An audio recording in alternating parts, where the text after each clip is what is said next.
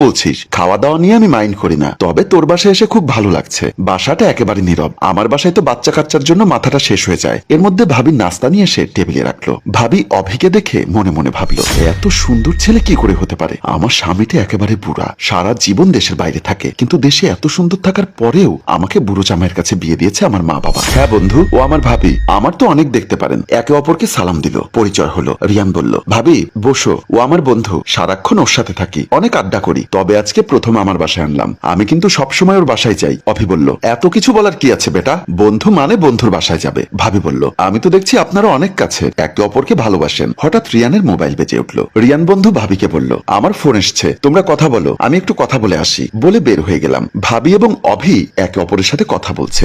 Riyan drawing room থেকে বের হতেই মা সামনে এসে রিয়ানের হাত ধরে বলল, এদিকে আয়, তোর সাথে কথা আছে আমার। বলে ধরে অন্য রুমে নিয়ে গেল। রুমে এনে রিয়ান বলল, কি হয়েছে, এভাবে ডেকে এনেছো কেন? মা বলল, তোর